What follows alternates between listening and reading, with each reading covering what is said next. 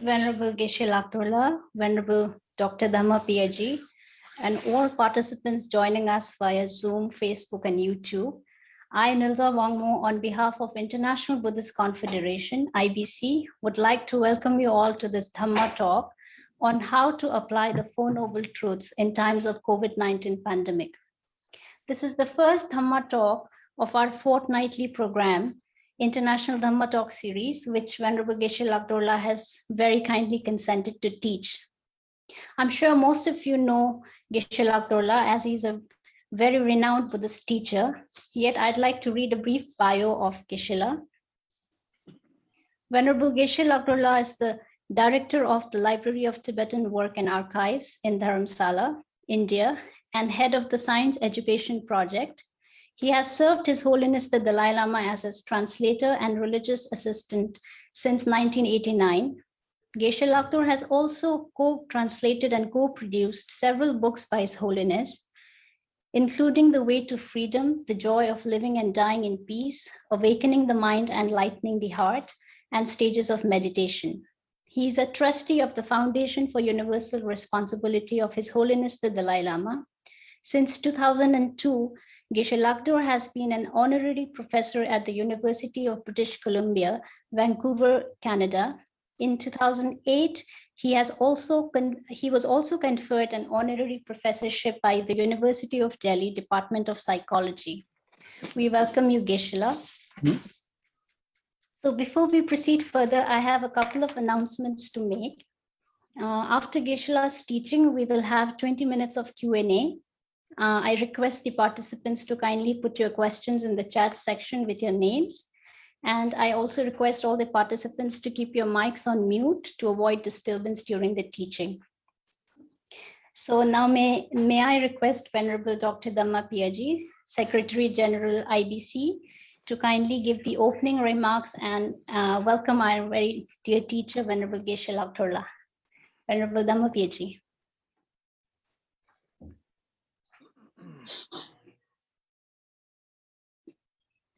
Namo tassa bhagavato arahato samma sambuddhassa. Namo tassa bhagavato arahato samma sambuddhassa. Namo tassa bhagavato arahato samma sambuddhassa. Buddhang saranang gacchami, Dhammang saranang gacchami, Sanghang saranang gacchami, Dudiyampi tatiyampi, Buddhang saranang gacchami, Dhammang saranang gacchami, Sanghang saranang gacchami, Dukkha petaca nidukha, Bhaya petaca nibhaya, Shoka petaca nisoka, Hontu sabhe pipanino.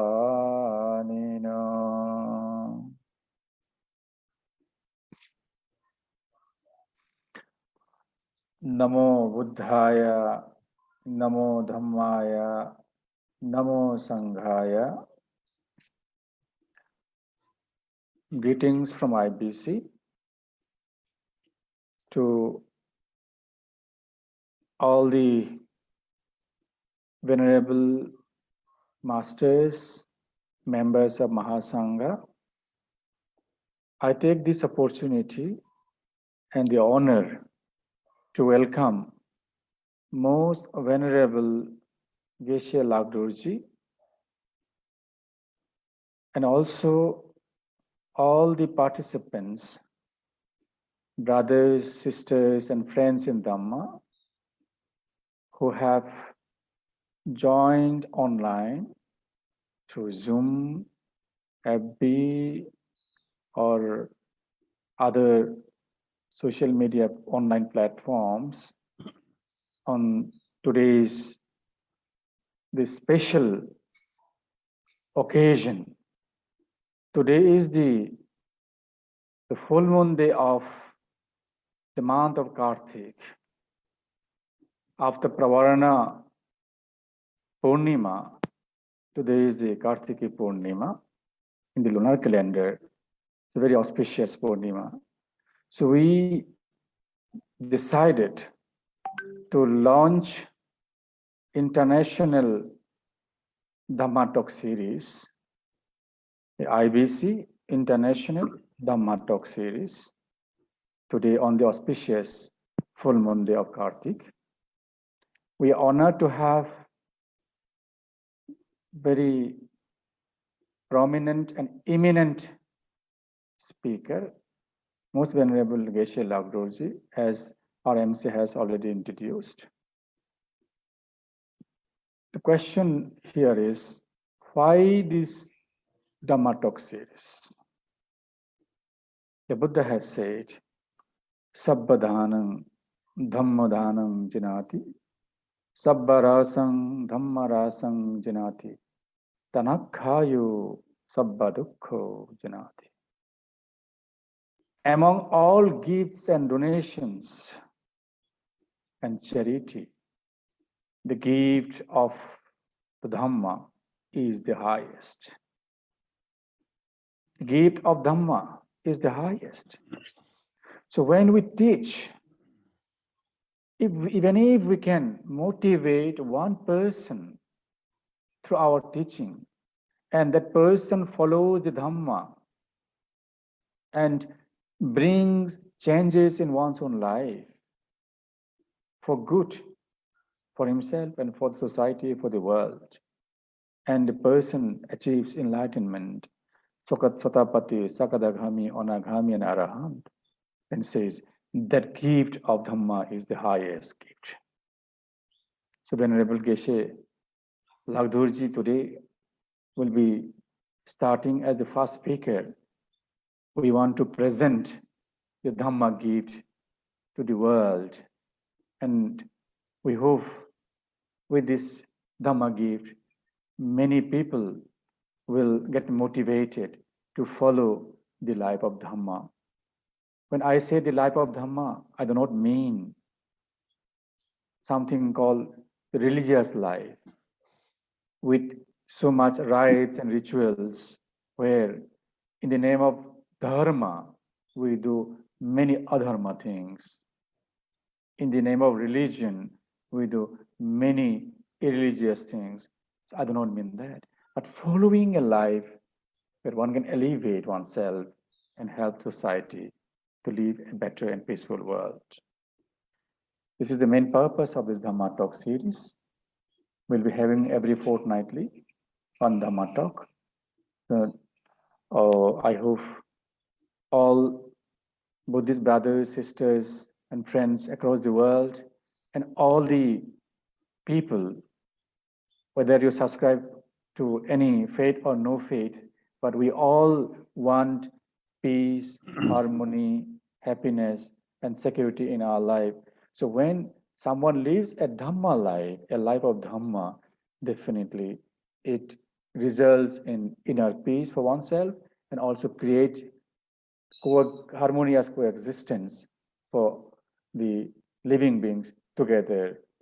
I hope this Dhamma Talk series will help both human and non-human for a better living and harmonious coexistence, and elevate human mind so that we can avoid the violence and also the trauma we are undergoing through the COVID-19 pandemic. In some way, it will help us to overcome this pandemic. Thank you so much, everyone.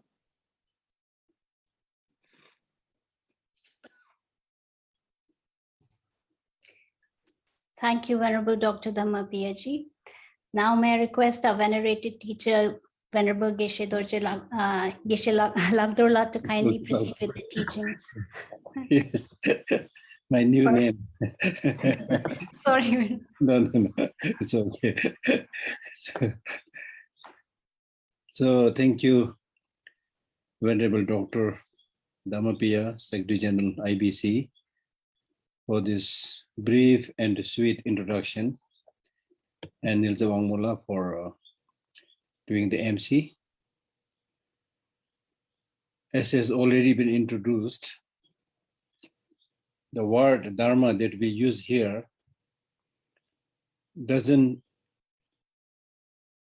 reflect the meaning of religion as we normally use. From a wider connotation and perspective, Dhamma basically means law of nature. So to live in accordance with the law of nature means to understand the law of nature, and living in accordance with the law of nature is, I think, called Dharma practice. So Dharma practice is not necessarily to get oneself confined in a temple or isolate oneself in a cave. There are different techniques, but the main thing is changing one's attitude. In Tibetan, we call it chö, which means transform and change. That is changing one's attitude from negative to the positive, which also means changing one's attitude or developing one's attitude in accordance with the law of nature. Much of the problem that we are facing today, or problems that we have been facing for many generations, is because we do not understand even the grosser levels of functions of law of nature. Forget about the deeper secret levels of phenomena called shunyata and so forth. Even the grosser levels, I'm telling you, because of narrow-mindedness, self-grasping, ignorance, as we call it. Right at the outset, I would like to give an example. For example, the crackers that you used recently during Diwali celebration.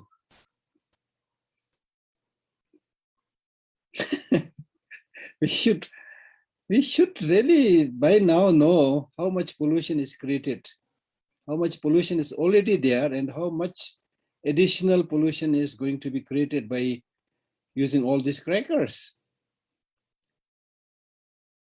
Those happenings are right under our nose, and still how many people take cognizance of it, and how many people take the responsibility to reduce pollution just for few minutes or few hours fun of watching the crackers exploding and things like that. We really act like a innocent, uneducated little child, you know. So that's the problem. We just keep on going for pleasures. We are pleasure-seeking animals. That's how we inherited our our life from the ancestors that used, in the original sense, it used to be animals. So we still have that animal instinct, animal mentality, and therefore, without much thinking, we go for immediate pleasures. So therefore, it is extremely important that we make a clear distinction between pleasure and happiness. Short-term pleasure and long-term well-being and long-term happiness. In the case of the Buddha, the founder of Buddhism, first he cultivated bodhicitta, the altruistic wish to achieve enlightenment for the benefit of all sentient beings. Secondly, for countless eons, I'm saying countless eons, not just 1 month or 2 months or few years. For countless eons, he accumulated enough store of merit to be able to make him fit to get the highest state of happiness, which is called enlightenment or Buddhahood. And finally, of course, he got enlightened. The reason that he first cultivated bodhicitta, the reason that in between he accumulated merit, and the reason that he finally got enlightenment was not for his personal relaxation or rest, but to help the suffering sentient beings. I'm using the word sentient beings, not just human beings. Now, if you look at the nature of sentient beings, including human beings, in the case of human beings, it is much more evident, much more clear. Now, let us take the example of today's life. The non-stop running that we are doing today. Your 2 feet is not enough. Even bicycle is not enough. Three-wheeler is also slow. Cars are also slow now. Trains are also slow. So you want to fly from this place to that place in aeroplanes. And the aeroplanes that we have right now is also not very quick. We want quicker. And so what I'm saying is everybody is running. Human beings are running at a greater speed. Other animals like insects, they don't have the capacity to run as fast as we can. They can't use technology, but they are also wriggling, moving. So why we are all running? Why all sentient beings are running and moving? We are all running and moving in search of peace, in search of happiness. So in all my talks, I start my talks by asking people, first you should really be aware and cognizant of the fact that you want happiness. You need to accept that. इसको आपने स्वीकार करना चाहिए that I want happiness. Then the second thing is, honestly ask yourself, how long you want happiness? 1 week, 2 weeks? I've asked this question to many people and everybody says, no, not enough, Geshe. Happiness as long as possible. So that wish to have long-lasting happiness for this life at least, if possible for many lives to come, this wish to have long-lasting happiness is our inborn nature. That is actually good news. Your inborn nature saying that I want long-lasting happiness actually indicates that you have the capacity and possibility to achieve that long-lasting happiness. In Buddhism, we call it Buddhahood, enlightenment. We have that capacity. But unfortunately, we don't seldom recognize that inborn yearning, inborn inclination. We just, as I said already, we just go for simple pleasures. Day in and day out, we go for simple pleasures and do all this non-stop running. And the running for pleasure is normally pleasures that you get from outside. You run and chase after the 5 sensual objects to please your 5 senses. And you hardly give any opportunity to the boss, the mental consciousness. When we talk about long-lasting peace and happiness, it must be cultivated by the mental consciousness, and if possible, by the subtlest mental consciousness, which is taught in the Tantra practice. But we don't do that. Now, the end result of just chasing and running after the sensual objects is very evident and clear to all of us where we are today.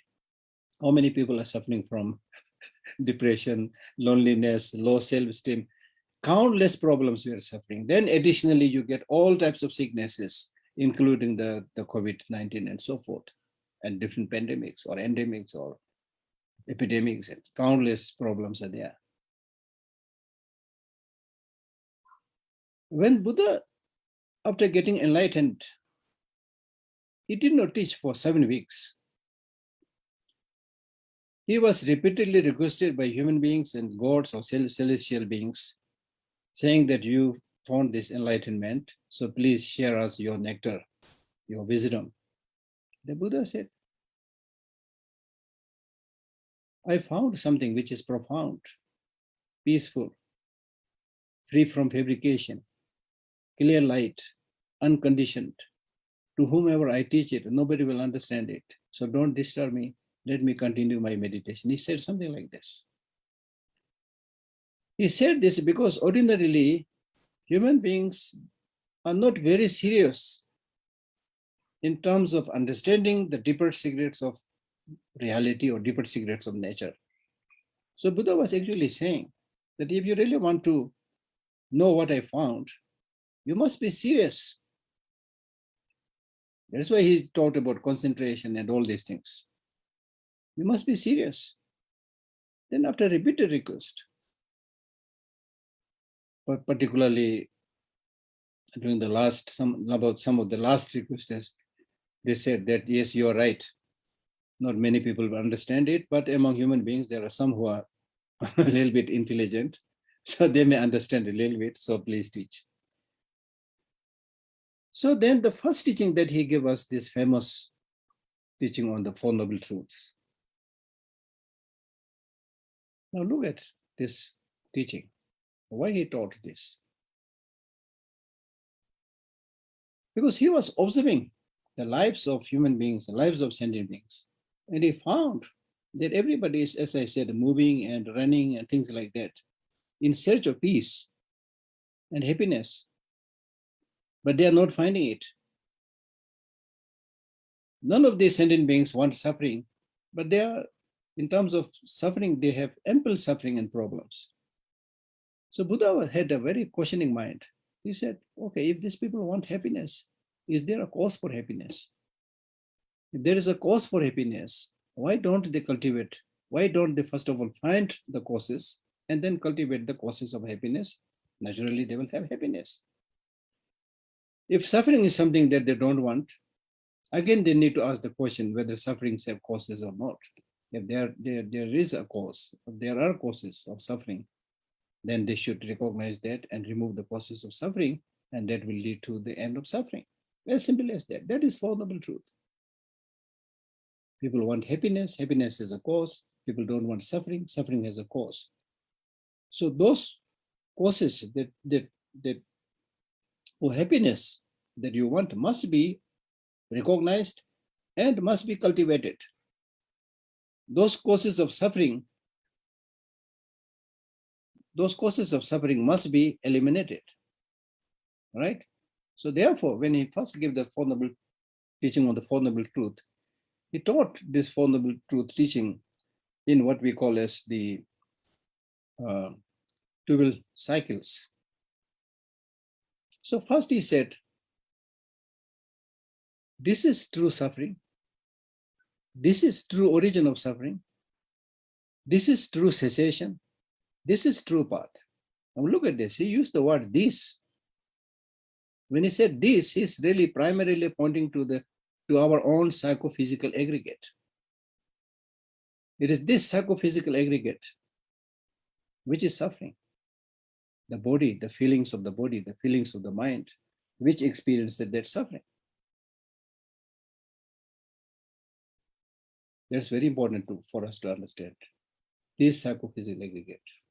We are not talking about whether the trees are suffering or rocks are suffering. We are talking about living sentient beings who are suffering, who have this emotion, who have the feelings. So this is true suffering. The psychophysical aggregate that you got today because of the causes of negative emotions and contaminated actions. Because of that, the result that you have today in the form of psychophysical aggregate is suffering.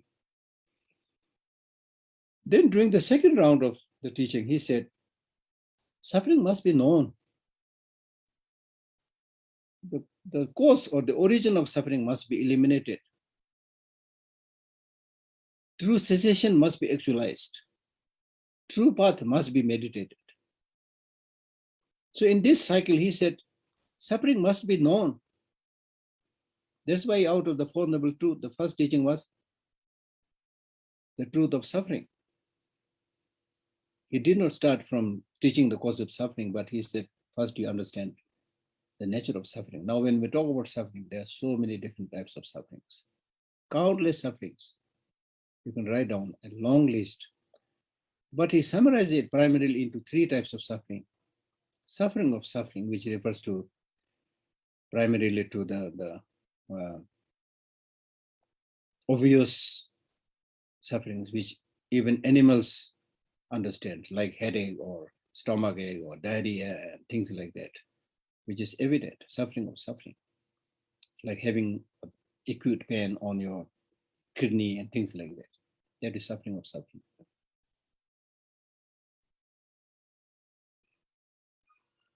Suffering of suffering basically means feeling of suffering.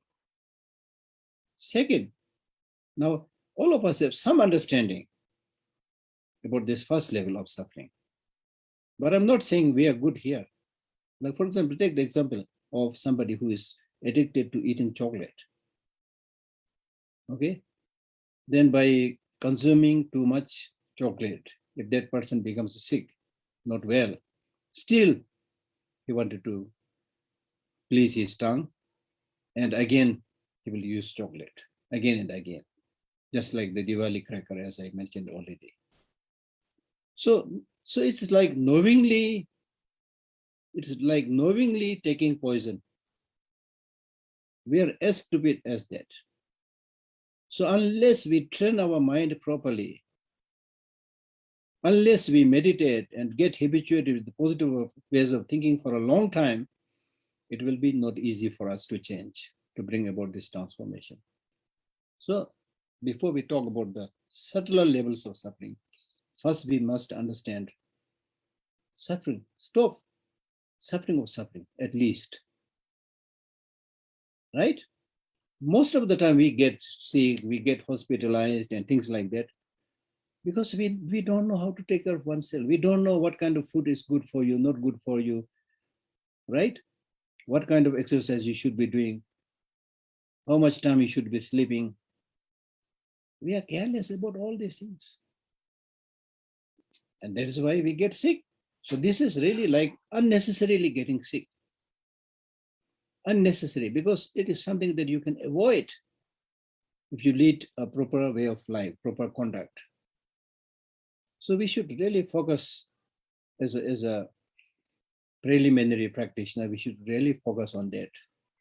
Okay, sometimes we talk too much, many deep philosophy like emptiness and shunyata and so forth, which I'm going to speak a little bit also. But what I found, in some sense, to my dismay, is that people don't even practice what is obvious to them. That is our tragedy. It's wonderful that you have started this fortnight talk. It will definitely help many people. But one kind of commitment that we should all make as the follower of the Buddha is that we should start practicing small things to start with. Change some of our die-hard habits. Change that, practice that. It's only through such endeavor and practice, then you will be able to test the flavor of the Dharma. If we simply keep on talking and just reading books and talking, and then it's really not going to help us, especially for Buddhist practitioners, to show the greatness of Buddha's teaching, that we must make great endeavor to transform our life. The way we speak to other people, the way we behave ourselves to other people, the way we think. Now here, you need to make effort, repeated effort. Otherwise you are not going to change it. We have this die-hard habit, strongly formed habit and tendency more towards negative emotions and not towards positive emotions, right? So to move from that negative state to the positive state, we need to make effort and get habituated to that. So therefore, right at the beginning, I would like to say that please, we need to practice, whether it is reducing the pollution or it is extending and helping hand to somebody who is in need.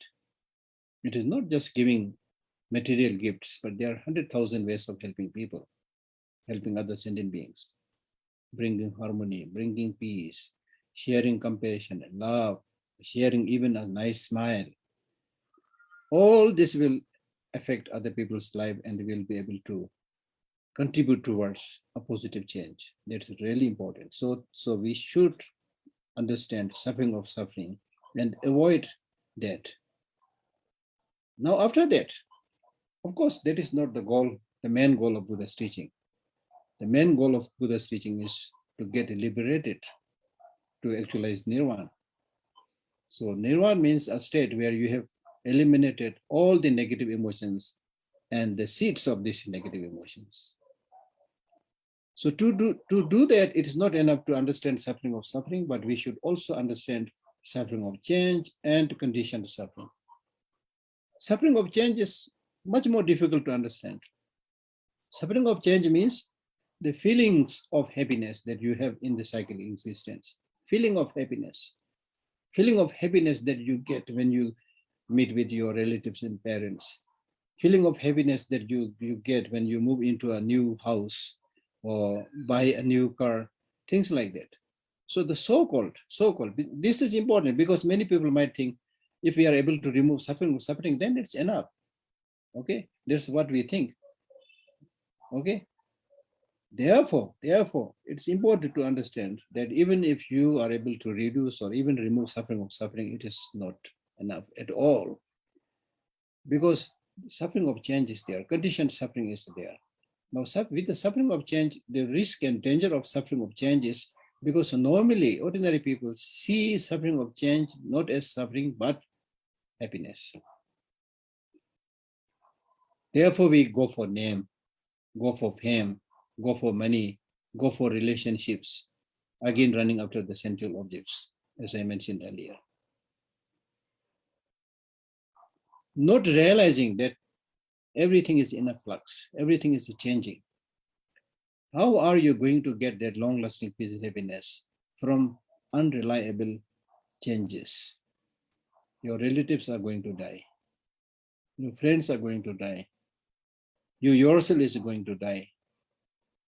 The place you are living may be not so comfortable after some years. You will move to another place. That place also may not be the long source of happiness because you will always have, so long as your mind is full of negative emotions, wherever you go, whichever person you associate, there will be some problem, right?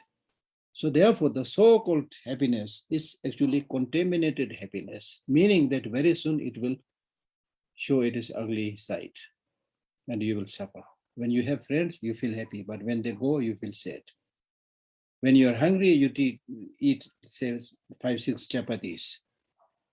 If you force more, try to eat more chapatis, then there is law of marginal utility. You will start suffering. You feel like vomiting. that is life, right? So we are seeking not just happiness. We are not just seeking pleasure. We are seeking long-lasting happiness. So long-lasting happiness will not be obtained from what is outside of us, from relationships, from friends, things like that, right? Then there is a third level of suffering, which is called conditioned suffering, which is even much more subtler than the first two types of suffering. You experience suffering and suffering of change because there is something wrong with your whole existence. Wrong means your very psychophysical aggregate that you have is a result of contaminated actions and negative emotions.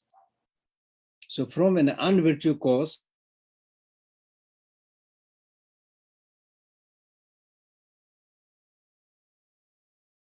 it is made of flesh, bones, blood.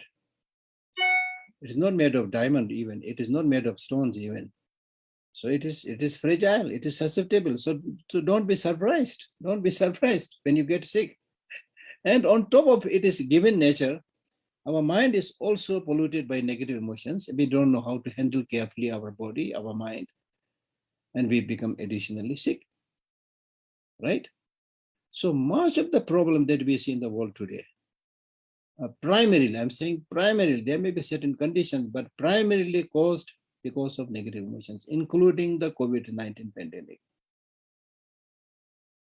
right? I'm not an expert on COVID-19 pandemic, but the little bit of reading that I did clearly show this pandemic, whether it arose from China or wherever, it arose because of our unhealthy relationship with animals.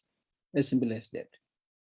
Pandemic 19 is a case in hand, but there are many other pandemics, other problems. These are all because of human misadventure. I mean, be honest, be honest. How are you treating the animals? How human beings are treating animals? We think all animals are to be slaughtered for meat, for clothes, for work, right? Merciless, really merciless. And for our own so-called happiness and pleasure and well-being, we don't hesitate cutting the trees, polluting the river, killing even other human beings.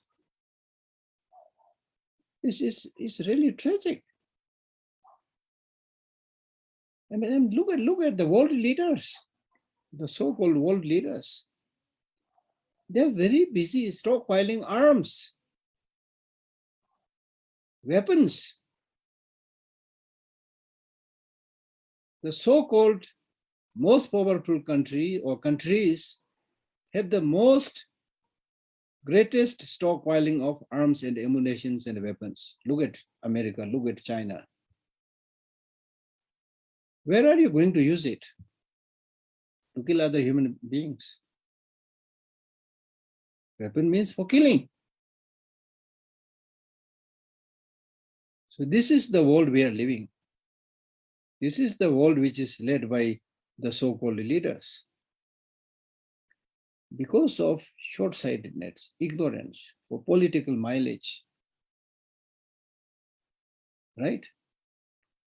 Instead of reducing the negative emotions within us, we try to inflame the internal negative emotions. That made the Buddha repeatedly say that the five senses are on fire. The Buddha repeatedly said the five senses are on fire. The world is on fire. Fire of attachment, anger, jealousy, hatred, and so forth. So unless we sincerely explore our inner world and see which of these emotions are positive, which of these emotions are negative, you don't have to be a Buddhist, but as a scientist, as a researcher, you should honestly see what the Buddha taught and analyze it. Analyze it. For example, anger, how good it is. Attachment, how good it is. Now, for example, with anger, the world wars that we already fought, the conflicts that is still rampant in many countries, these are all 100% from out of anger and hatred, not from love and compassion. Now look at the pollution that we are experiencing everywhere, the environmental destruction that we are experiencing anywhere. These are all primarily due to attachment. Everybody wants something from the nature. In the name of so-called development, we don't hesitate to pollute the river, don't hesitate to exploit the mineral resources, so much so that we are desertifying many places and areas. We are turning whole place into a desert, right? But if you honestly look at the nature, be it the forest, be it the mineral resources, be it the water, they are physical resources. Anything that is physical by nature has a limitation. You cannot use them for limitless development. And the limitation we are already seeing, the environmental destruction that we've done so much, now it is almost reaching to the state of irreparable state, right? We do have conferences as was there recently, but how many people are really, how many countries are really implementing it, bringing about changes? It's horrifying. When you see the environmental degradation and destruction, it is much, much, much more harmful than the COVID-19. COVID-19 created a very unfortunate situation, but still we came up with some vaccinations. So things are getting better, luckily. But how are you going to solve the environmental crisis? We are already facing it. And I am sad to say that we might reach a state where we cannot restore the climate or environmental destruction. If that happens, if you have shortage of water to drink, that's the end of the story. There's no vaccination to suddenly increase the volume of water or tree and so forth. So this is a very serious life and death question. So as was taught by the Buddha when he was teaching this Four Noble Truth, that all the sufferings problems arise from the cause. The cause primarily is human misadventure, human desire, attachment, lack of contentment, satisfaction, without taking into cognizance the long-term consequences, without thinking about the coming generations. If you're a good parent, then it's not enough just to send your kids to a school and give some money and buy some cars and vehicles, but prepare a world, a planet, where they can, for many generations to come, live harmoniously and peacefully. Are we doing that? Do we have that long-term strategy, long-term vision? I don't see anything. Almost negligible. Really, it's horrible. We call ourselves intelligent human beings. I challenge you and say, where is your intelligence? When you are not able to take care of yourself, forget about taking care of big things. When you don't hesitate to pollute the environment, pollute the water, pollute the air. In the so-called developed big cities, the air is so polluted, the water is so polluted, people are dying, right? True suffering is there. But how many people are sincerely and genuinely trying to recognize the cause of that suffering, the second noble truth? Then how many people are really following the path that lead to the cessation of the pollution and so forth? So Fourth Noble Truth can be explained in many levels, grosser levels, subtle levels, right? So therefore, the Buddha, in his second cycle of teaching, he said, suffering must be known. We don't know. We don't even know properly the suffering of suffering. So the Buddha was saying, no suffering of suffering, no suffering of change, and especially know the conditioned suffering. It is only after removing the conditioned suffering you will achieve liberation and nirvana. Not just by understanding the first two levels of suffering. In a way, it is very simple. These days, some people come to me and ask me, Geshe, life is so complex. How can I live a, what should be the objective of my life? People come and ask me these questions. Just a few days back, one person came and asked me these questions. And I had these questions many times from other people. I said, look, you can make it very complex and you can make it also very simple. What is the objective of your life? Objective of your life, your main objective of your life is not marrying and producing children. To make babies. You're not here just to make babies. Although in science we say, yes, your main task is to pass your gene to the next generation, but I don't think you are here primarily just to make babies and die. Right? So therefore, what do we need? Of course, for your body, you need some food and clothing, things like that, for which you have to work. But then that is not the end of the story.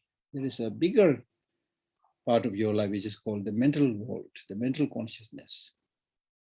And the food for that mental consciousness is proper thinking, right mental outlook, a mental outlook which is in accordance with the law of nature. Now, when I say law of nature, what does it mean? Law of nature is interdependent. A tree grows because it is by depending on many favorable factors, the tree is able to grow and flourish. Similarly, human beings will also flourish and grow if it depends on the healthy, favorable causes and conditions. If we rely on unfavorable causes and conditions, we'll die at an immature age, which many people are doing today, right? How many young people are doing today, dying today in the world? How many people, whose age may be like 10, 15, how many young kids have their vision is not good and they have started wearing glasses,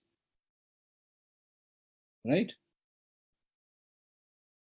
Have you seen a tiger wearing eyeglass or a bird wearing eyeglass? Other animals wearing eyeglass? They don't, because many of these animals and birds, comparing to our brain, they are very, unfortunately, very sluggish or stupid. But they are living more in accordance with the law of nature. So they don't need all these things. Now, human beings, what is there that we don't need?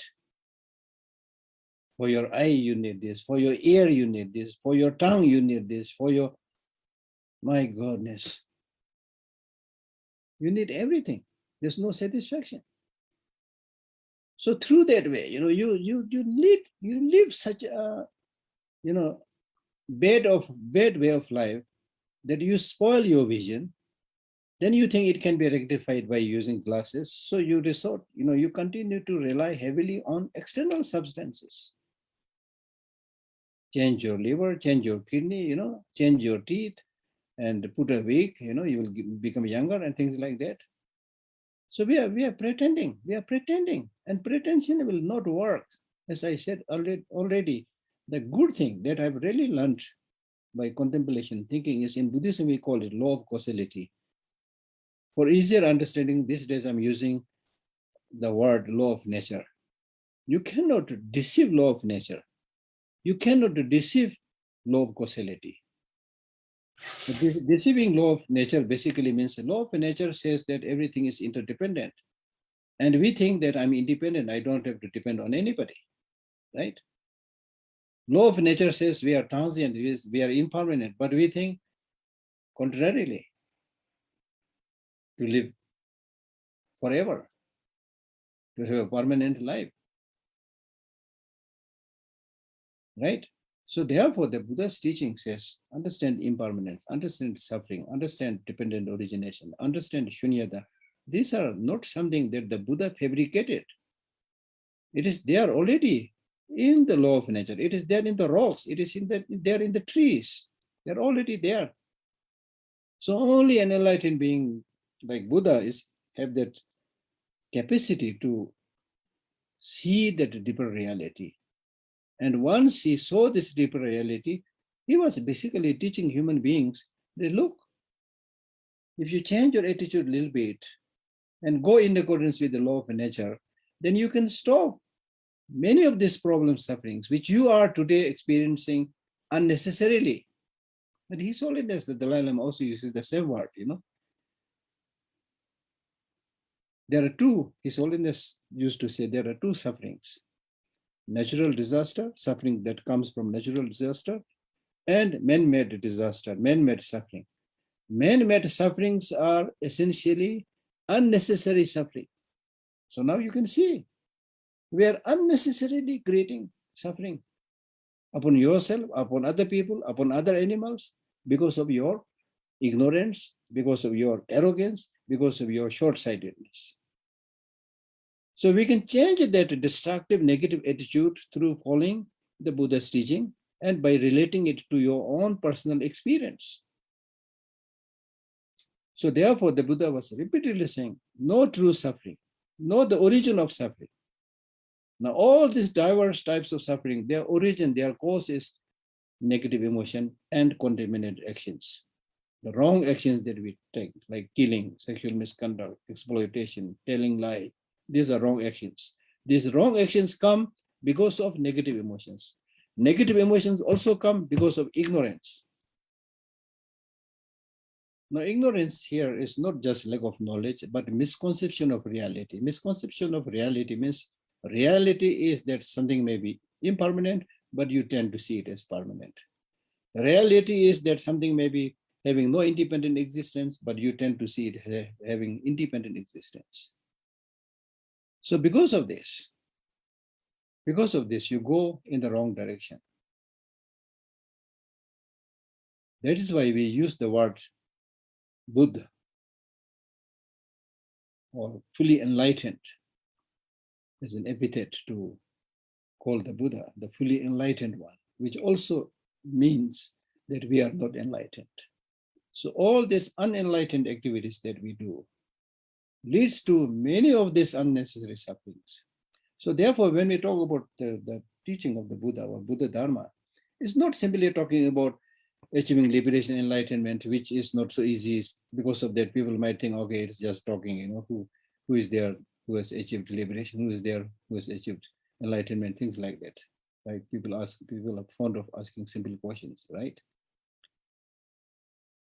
But I can guarantee that if you reduce a little bit of your negative emotions like attachment, anger, of course, there are so many negative emotions which is there in our mind, but you should, as a practitioner, see which of these negative emotions have a predominant presence in your mind, greater presence in your mind, bringing greater destruction in your mind. Identify that one negative emotion and reduce the intensity of that negative emotion. And I said, I can watch and I can guarantee that your life will be much, much happier.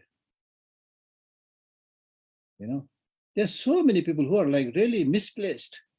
They don't know how to live their life. They become so dependent to other people, If I do this, what he will say. If I do this, what he will say. If I walk like this, what he will say. If I walk like that, what he will say. You make yourself like a puppet. I tell people, you're not a puppet. You don't have to dance at the tune of other people, right?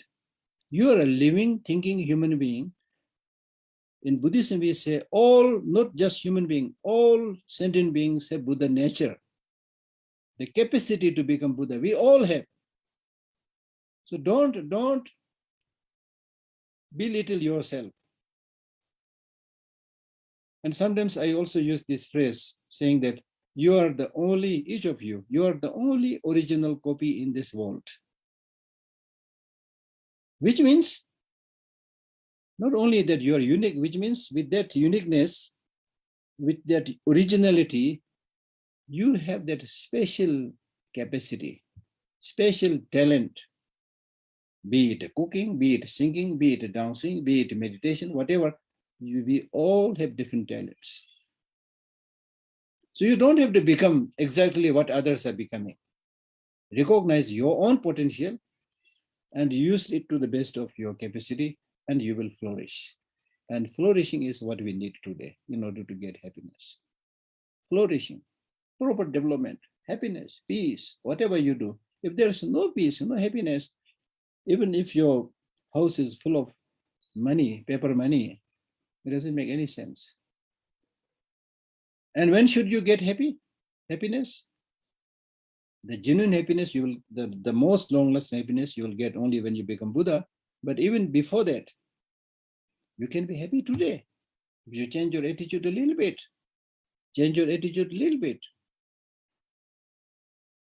right? Instead of developing suspicion, instead of making unnecessary judgment about other people, you just recognize others are human beings. They have goodness, they have bad things, right? Just as you have. So there's no need to highlight the faults of others all the time. As a practitioner, your task is to highlight your own fault, recognize your own fault, and rectify them, remove them. Once you change your attitude, everything, human beings, sentient beings, all the external environment, they all look much more peaceful, much more friendly. Your attitude is the key thing. It is the key thing. So therefore, the cause of suffering must be eliminated, and a state of cessation of that negative emotion and contaminated actions must be actualized. And how are you going to actualize it? By meditating on the path. Path must be meditated. Meditated means not just closing your eye and sitting in a corner. Meditate means to make your mind habituated with positive emotions like loving kindness, compassion, and so forth. Make it a part of your life. You should yourself become a compassionate person. You should yourself become a loving person. Right? So that is the purpose of meditation. And if you're unable to do that, there's no fun. You close your eye and call yourself doing retreat for 3 months and 10 months and 1 year and so forth. But if you remain as the same angry person, then your practice has not affected you at all. So change your attitude. Change your attitude. Right? There is a story of somebody who early in the morning goes near the river and starts meditating. And after a while, a young person comes, jumps into the river, and then he starts drowning. But this person, this monk who was near the river bank, he was in the posture of doing meditation, and he was not getting up and helping that person who is drowning. Then another senior teacher came, and he saw this young man drowning. And so he immediately jumped into the water, saved that person. And after having saved that young man's life, he goes to that so-called meditator, the other younger so-called meditator, and he says, have you seen this person drowning? And he said, yes, I saw. Then why don't you get up and go and help that person? He said, I'm meditating. Right? So this is hypocrisy. This is really hypocrisy. And then this great teacher said, when the creation of the God or the beautiful things, sentient beings, when they are dying, when you are unable to take care of those people who are dying, who are in trouble, what is the use of your meditation? So he scolded this young meditator. So it is like that. We just, as was introduced in the beginning, we simply follow rituals, ceremonies, run after everybody without thinking, without asking questions. Ask questions. Change your attitude from negative to the positive. Then you will live longer. Physically, you will be healthier. Mentally, you will be healthier. And because of your discipline, you will, if I give a small example, if because of your discipline, you will wear the mask properly, that will help you not to catch the COVID-19, you see. And many people are not able to observe all these pandemic protocols and unnecessarily dying. This is just one example. In our whole life, we repeatedly suffer because of our careless life. So therefore, the Buddha repeatedly said, practice mindfulness. Be alert and aware. Be conscientious. Be heedful. Right? So that's important. So therefore, path. Path means path of morality, path of meditation, path of wisdom, understanding the reality. So all this path must be meditated to reach that state of nirvana. And in the final cycle of the teaching on the Four Noble Truth, the Buddha said, although suffering is to be known, there is nothing to know. Although the origin of suffering must be eliminated, but there is nothing to eliminate. Although cessation must be actualized, but there is nothing to actualize. Although path must be meditated, but there is nothing to meditate. That means when you become Buddha, you don't need to do all this practice because you already done all this. It is part of your life. There's one way of understanding. The second way of understanding is that you need to do all these practices, but you need to understand suffering, but there is no suffering which has independent existence. If there is a suffering which has independent existence, then there is no point working hard, because it is impossible to remove that. Suffering itself is also impermanent. It doesn't have independent existence. So therefore, if you make effort and develop the positive counter forces, suffering can be eliminated. You will be free. You will be healthier, happier.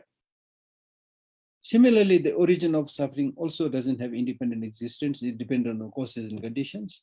So if you eliminate the causes and conditions of negative emotions and contaminated actions, they will be gone, or that will be at least less.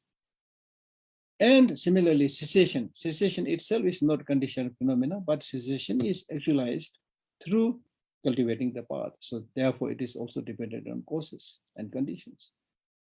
Similarly, the path that you meditate also doesn't have inherent independent existence, right? This is the good thing, that there's nothing that has independent existence. Things change. Therefore, if you develop the right causes and conditions, you can have the best of the things in your life. You can have happiness, right? Now, who is going to practice this? Yourself. The Buddha repeatedly said, I've shown you the path to Nirvana. Nirvana is up to you. And the Buddha said, I'm like your class teacher. I may be a very highly qualified teacher, but with my knowledge, the only thing I can do is I can explain, I can teach you. But whether you do homework, whether you pass or not, is not dependent on me. It is dependent upon you, right? As simple as that. As simple as that. So when we encounter problems and difficulties, we should really acknowledge that much of it is my own problem, right? And unless you know how to take care of yourself, nobody will be able to take care of yourself. That is basically what the Buddha said, whether you like it or not, right? When your life is flourishing, when you have a lot of money, you will have a lot of friends, okay? When you die, nobody can come with you. When you came into this world also, nobody came with you. You need to understand this. How can you be free by exploring your inner riches? It's basically as simple as that. If you change your mental attitude and perspective, you will be very happy. Even when there is so-called suffering, still you can be happy. Because it is your mental perspective, how you see things.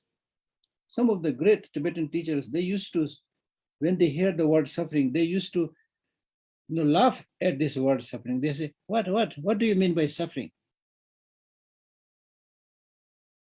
So by this, they are saying the so-called suffering is dependent upon your mental attitude. For example, for one person, if there's a lot of rain, is suffering because of mental attitude.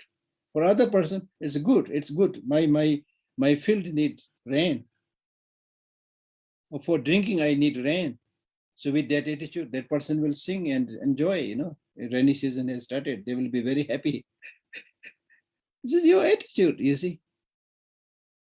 Yes, there are some factors, conditions, which is also contributing to what you experience, but primarily, it is your mental attitude. And then finally, I would like to say, now my time, I think, is finished. So finally, what I would like to say is, whether you like it or not, the bitter truth is that you cannot change everything outside of you by simply wishing. If you wish everybody treat me nicely, if you wish everybody give me money, it will not come like that. If you wish the sun is a little bit, less hot, it will not change as you think. So there are things that you can change. There are things you cannot change. Understand that. Things that you can change, no need to worry, because you have to walk a little bit, but you can change. Things that you cannot change, no use worrying your time over those things which you cannot change. The problem is many of us are like crying over the spilled milk. The milk that has been spilled, and then you cry and cry, the milk will not come back to your mug or to your pot. and make it drinkable for you, right? So you need to understand this. With that kind of understanding, you will be able to travel smoothly from peace to peace, from happiness to happiness, right? So because of shortage of time, I of course, this topic, the Four Noble Truth, is such an important, number one, basic teaching, and also it is really like the essence of Buddha's teaching. So it can be explained for many, many days, right? So I have tried to explain a little bit in a nutshell, and I hope you will give more thought to this and study yourself more about this Four Noble Truth, and reduce your suffering and reduce the suffering of other people. The very meaning of human life is to oneself live happily and let others live happily. You are not here on this planet to bring misery and suffering and problems on others. You are here on this earth as a human being with this big brain. Unlike cows and dogs, you have this big brain to judge, to analyze, to think, to caution. So caution and see what is good for you and good for others. And adopt that, practice that. What is bad and destructive for others, reduce it. So therefore, I will summarize or conclude by repeating the word His Holiness the Dalai Lama repeatedly says, if you can help others, help them as much as you can. And if you cannot help, at least refrain from harming them. That much we can do. And that also beautifully summarizes the Four Noble Truth. Thank you. So I stop here and welcome some questions.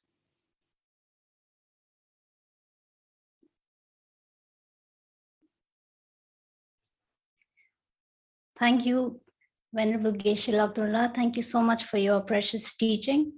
Now, since we do not see questions in the chat box, I can see one hand raised. Somebody, Android, can you please introduce yourself and ask the question?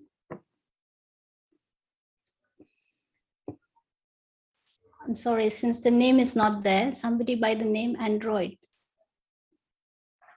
with the login name Android, you have some question?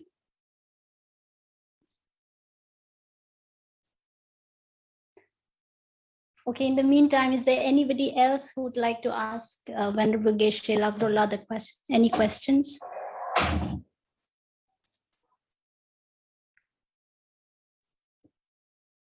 All resolved, no question. I request the participants to kindly make use of this precious opportunity to ask question to one of our very revered teachers. So please hello. feel free. Yeah. Hello. Yes, I can hear you. Yes. Yes. Namaskar, Deshila. Namaskar. Yes. So I just wanted to, thank you on behalf of IBC for this initiative. And in fact, I was traveling, and I just came to Delhi and just logged in. So I wanted to take part in this precious teaching, but unfortunately I was traveling throughout. So but I will listen to this YouTube recording, and I'm sure it would be a wonderful teaching from you, because I met you several times in Dharamshala in the library. Okay. And, yes. And in fact, this teaching was in English, and we are happy to share this among the Sri Lankan audiences after giving a kind of a translation. And so I transfer merit to you for your wonderful sharing of Dhamma. Thank you. And I wish you good health and happiness and success, whatever you do, Geshila. Thank you. Thank you very much. I'm happy to see you again soon. Thank you. Thank you. Maybe in Dharamshala. Yeah. Okay. Thank you. Yeah. or maybe you may come in. So I could see there is a question asking any e-certificate providing in this program. Somebody has asked. I understand those who have registered and have joined, probably we can issue that participation certificate if there is, but it has to be registered. Any other question? Any other question from the audience? Please raise your hands. You would. Yeah, we have Saheli. Okay. Pranam Geshila. Pranam, how are you? I just came back from Menchikang. Acha, okay. So just came back. So my question is, it's not not a definite question. It's kind of observation I am having, and regarding that, I'm asking this thing. As you mentioned, that there are some things that you can't change. Exactly. But there are few Buddhist schools, other schools and other school of thoughts.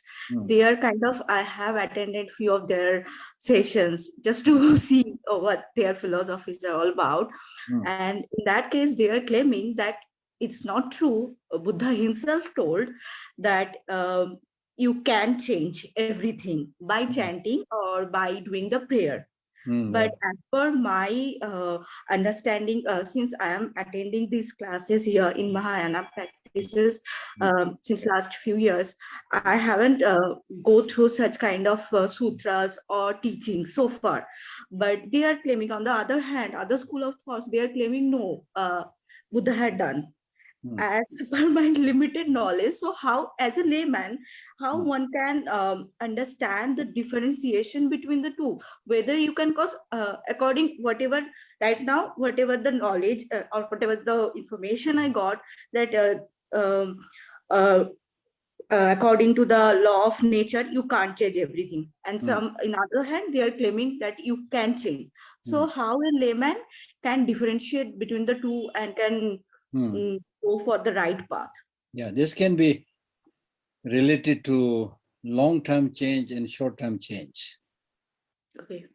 Because in the long run, if you purify yourself and finally get completely enlightened, then of course you have changed everything. So that way you can change. Okay, when I say you can't change everything, for example, if you are somebody who is born without the two legs, how can you change that to make you have the two legs correct and perfect, right? That is not possible in this life, right? You can put some artificial legs and things like that, but you cannot replace that. Or suddenly, for example, the death of your parents. How are you going to change that and bring back their life? Now, if you read, as you mentioned, that yes, in some of the teachings and sutras, they say, there are statements saying that if you recite this mantra, you know, the negative things that you've accumulated for countless eons will be purified. These are simply ways of saying. These are simply ways of saying.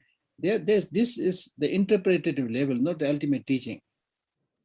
It should be interpreted, meaning that this recitation of mantra will have a lot of impact. That is the meaning. It's not saying that you just recite one mantra, then it's very easy. If that is the case, then it's very easy. Recite this mantra and be happy and become a millionaire. Yeah, actually was they are claiming like this. No. That is misinterpretation. That's misinterpretation. Okay. It simply means it will have its good impact, you know. Then also how much impact this recitation of mantra of Tara and so forth will have is dependent upon how sincere you are as a practitioner. You know, how pure is your mind? What is the karmic connection between you and that deity? So many things are dependent. You know, it's not like everybody recite the mantra and have the same efficacy. It's not like that. Just like same medicine for different people, there will be different effect because of their bodily, constituency and things like that. Okay, so you should clearly understand the interpretative level of teaching and ultimate level of teaching. That's why Buddha gave different levels of teaching. Okay, depending upon how much people are able to digest. Okay. Okay. Yeah. Thank you. Thank you. Thank you so much. Thank you. Thank you, Saheli. Is there anybody else who'd like to ask a question?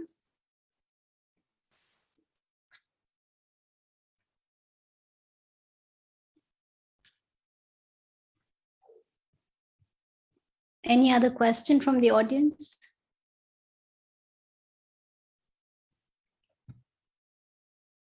All problems are resolved.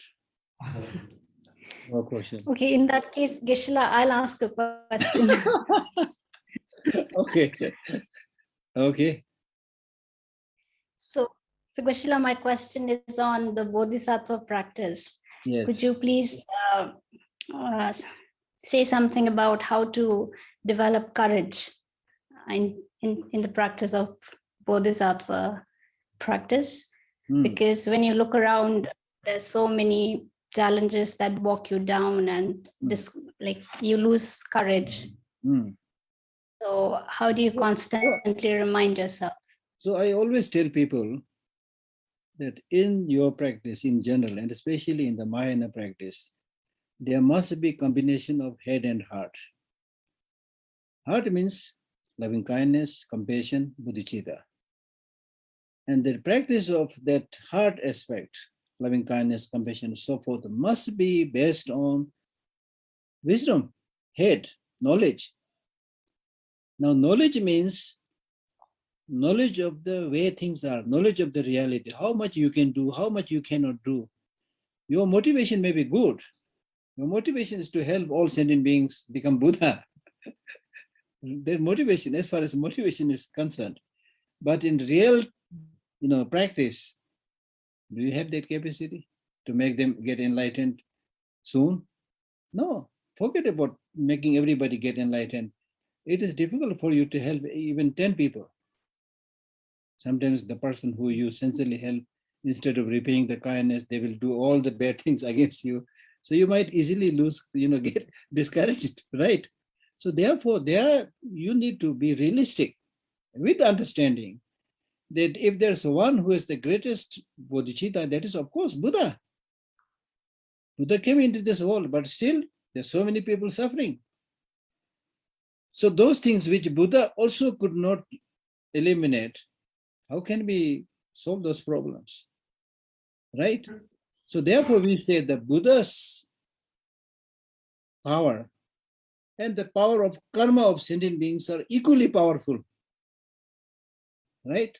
So the result of karmic power of sentient beings can be purified only through individual effort, and not even by the Buddha. Buddha can show the path, as I already mentioned. So therefore you need to, that's why we speak about the 6 or 10 paramitas, perfections, and during which one of the important practice is called patience, right? Patience means that you should be able to understand the way things are, how much you can do, how much you cannot do, things like that, right? So you should be realistic. So therefore you should be happy with our ordinary state. We should be happy even if we are able to help one person, one individual. That's good, I'll go from there.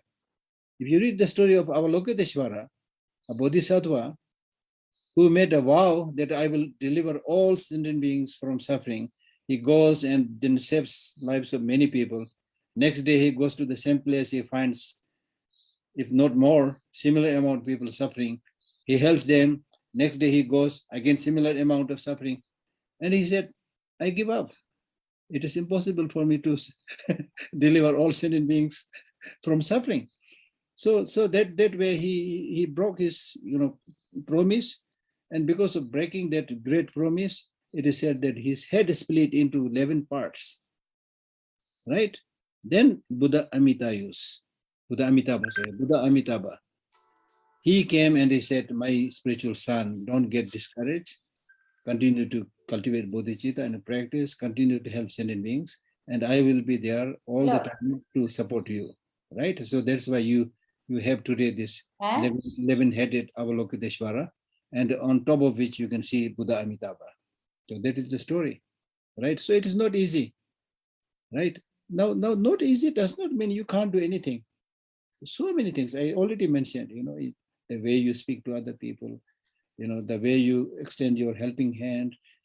It's not just giving money. There's so many ways of expressing your kindness, compassion, and support, which can, in today's world, I have myself met people who are lonely, who are depressed, who have nobody to talk to. Even if you share a cup of tea with them, talk to them nicely, it will make their day. It will give them hope that not everybody is bad.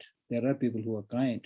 So with that they get more kind of courage and trust to other human beings, and then they start flourishing. You see, right? So we should be happy with that. The long-term goal is, yes, to help all sentient beings to become Buddha. But so that's why I use this phrase. This will be very useful. Think globally, act locally. Okay. Thank you, Geshe. Mm.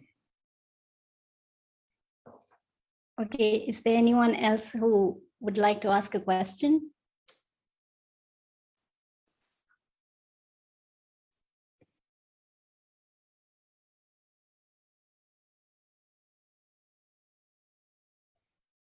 Okay, so seems like there's no one. So now with this, let me thank on behalf of all the participants, IBC. Let me thank Venerable Geshe Lhakdor for his precious teachings. And it's such a great honor to start our Dhamma Talk series with Geshe-la's teachings. And in future, we expect Geshe-la to join us again and share his words of wisdom. And we also pray for Geshe-la's long life, healthy life, so that he can continue to give us teachings. And I would also like to thank all the participants who joined us via Zoom and online. And we are going to have these teachings fortnightly. So please stay updated. Please visit our website, ibcworld.org, to stay updated about our future events. And with this, since we are on time, we'll end today's precious Dharma teaching. And thank you, Geshe-la. Thank you, all the participants. Have a very good evening. Bye-bye. Thank you. Bye-bye. Thank you.